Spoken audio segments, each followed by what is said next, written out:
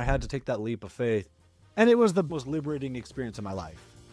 And then I've done it 50 times since. And for me, for about 10 years now, I've worked about 15 hours a week. That's a major driver for me, is I want time freedom.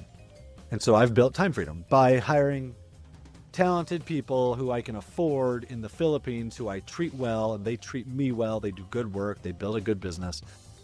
But again, you have to take a leap. At least the first couple times you got to take a leap. Pilates business owners, welcome to the Pilates Business Podcast, brought to you by the people who own, operate and instruct in a successful clinical Pilates studio in Australia.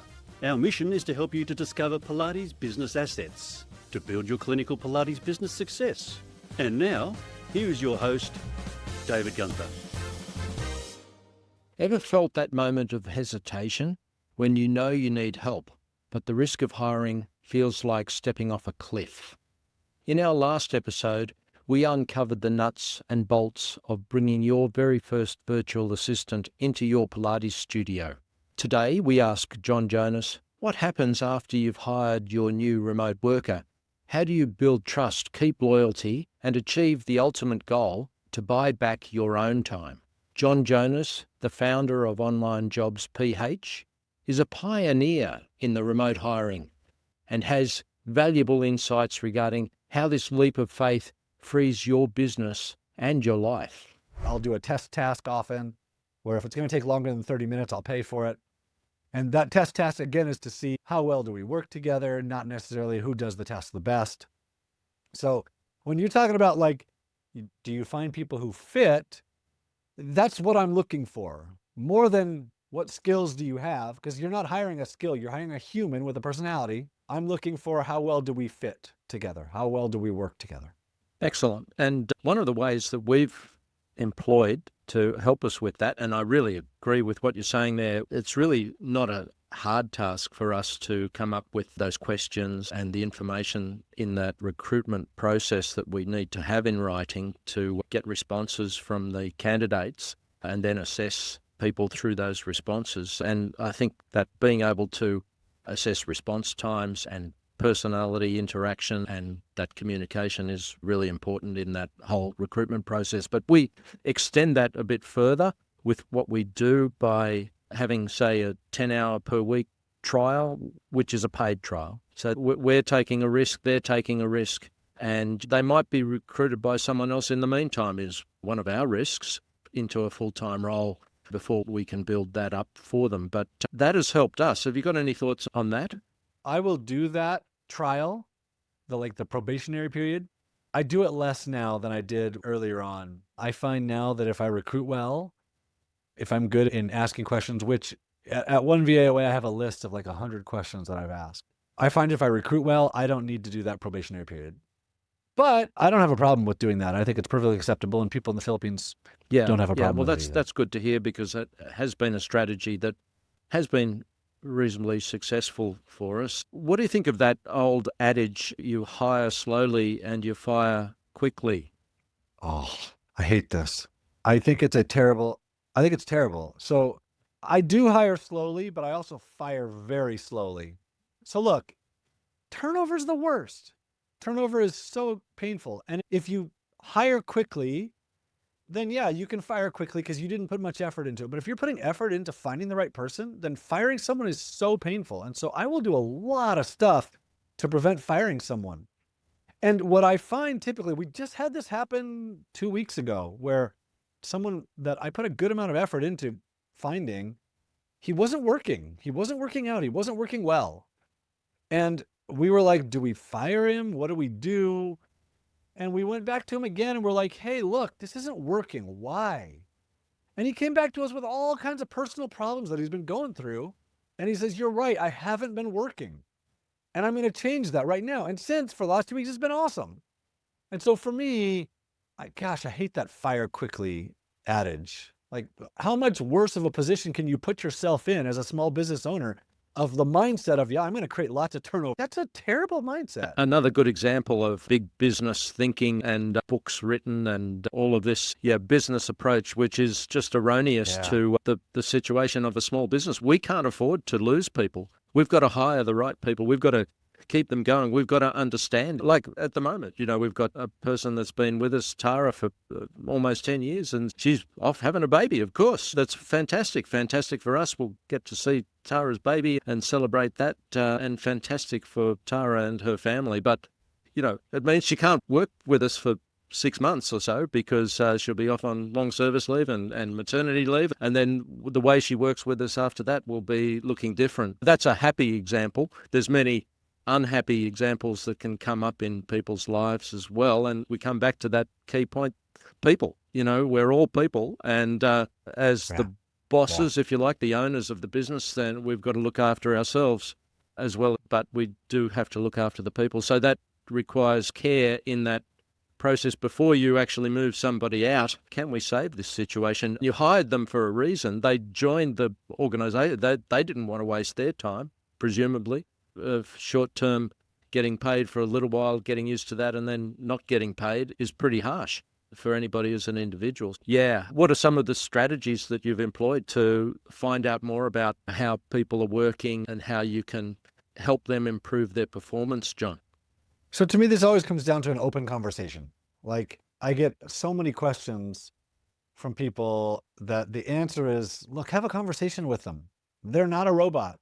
Like, just send them an email and tell them your honest feelings. The chances are really high that they're already well aware of the situation. They know they're not working well, right?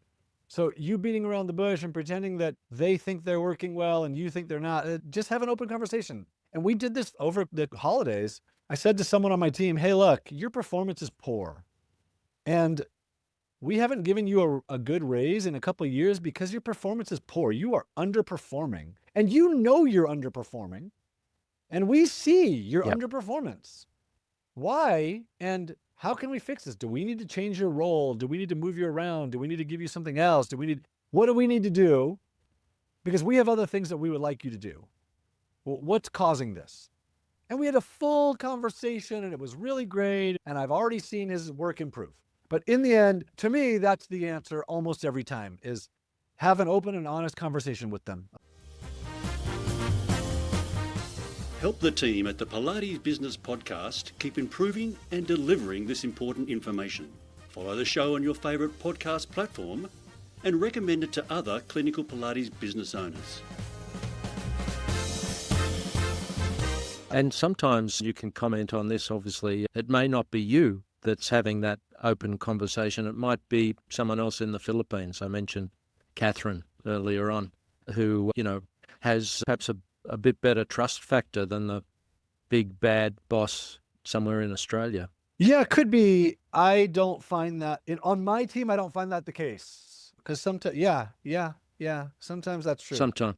Usually I have the conversation though. And often my team will ask me to have the conversation. And it's much better if you have the conversation. I mean, it's direct conversation. They understand that it's coming directly from you. And so they can trust that it's what you think and how you feel. And you should be building trust in them. And that's just much more direct way to manage how things are happening. And you can get direct reaction then as well. But I have found, like you, some circumstances where that's been very handy to have someone else perhaps have these conversations who has a slightly different relationship and understanding of their circumstances and what might be the problem. And we found out that there were a number of little problems that were becoming overwhelming for one of our newer remote staff members. And we were able to solve those pretty quickly and without any pain to us, and a lot of satisfaction to us and to them to progress further with what they're doing. And that much better result than having to go back to the old drawing board and recruit again, John. Hey, we've covered a lot, and it's been terrific, and I'm really pleased. It's been very direct in terms of your thoughts and your experience over many years here. But has there been anything that we've perhaps missed that we should really cover in this conversation that would be useful to our audience? Yeah, this is a leap of faith.